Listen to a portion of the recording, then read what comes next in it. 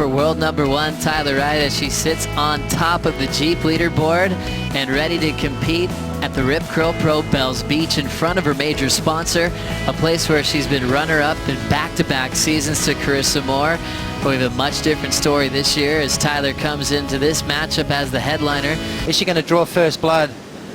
And there we have it, with 6 seconds to go. Right before the restart, we'll have this clock run through. Setting up the first hook is world #1 Tyler Wright. Plenty of room down the line. It's a little chattery on the open face. She'll grab that rail and just fade it real quick. And this just continues to pour down whitewater turbulence. Not a whole lot of room for maneuvers or performance. But Tyler takes the lead. She's surfing in front of her major sponsor, so it does feel like a second home as we take another look. Yeah, solid wave for Tyler Wright. You can see just taking her time, waiting for that right moment to set the rail. Beautiful carving maneuver. Now she's just going to sort of nurse the board. You can see how the chatter, see that board bouncing up and down, waiting for it. Now she hits that turn in the perfect spot, grabs the rail just to give her that extra point of contact with the board. She wanted to ride out of that, so Tyler Wright draws first blood. Not a huge score, Joe, 4.83, but she's on the board.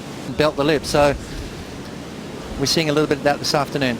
Now, warbly little takeoff for Defay. She'll iron it out with a little forehand roundhouse cutback. Still searching for more. Just needs to outmatch a 4.83 start. Carves through that whitewater point off the top. So picking her turns well.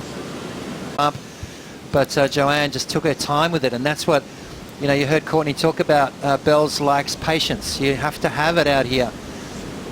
Wait for it, wait for it. You can see it now. She gets that turn. The front foot slipped right there. So just managing to pull that one off. So this wave not really offering too much for Johanne. Combos on tour, which is popular. Now we've got some epic brother-sister combos as we see a fading takeoff from Bronte Macaulay. Nice timing to get that first turn.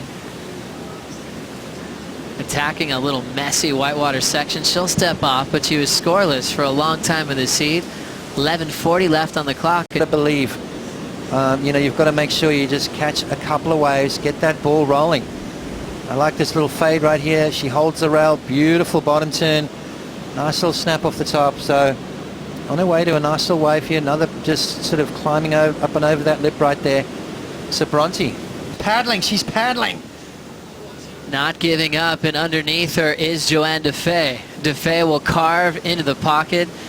We're kind of thinking that's already a 107, so Defay will be taking the lead in just a moment. She's able to get a few solid forehand hooks in a wave-starved matchup. And she'll continue to carve all the way into the beach. A crucial moment for Defay with great positioning, realizing that Tyler was too far out the back. She doesn't just get one turn, multiple forehand hooks, and she's on the beach with 90 seconds to go. Wow. Judges are taking their time. Bronte Macaulay having a look at this. She's going to use her priority, Joe. Bronte Macaulay, we're not sure what she needs yet because we're waiting on Defay's score to come through. She carves through, 14 seconds. Macaulay's got to surf it like she has a chance to win just in case here. And she'll continue to fade, looking for a decent section to finish up on. We're into the countdown, and it's all about Macaulay if she can try to outsurf Defay on this last effort. The injury replacement wild card gets a little backside turn on the inside as we call this one a day. What a challenging heat.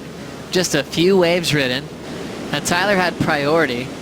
If Johanne Defay is just blocking that entry into the wave, with the judges look at that putt. I think that's what they looked at right there, Joe. I think, but you know, you saw where Johanne was. Tyler kind of peeled off a little bit to the inside. Yeah. When the scale's this tight, no one really opening up with the scale, but it wasn't their fault. They didn't give a lot of real choices in this heat. Definitely the toughest heat of the year for waves. Macaulay now waiting the decision. Her last a 2.73. Just moves into second. Bronte getting the message.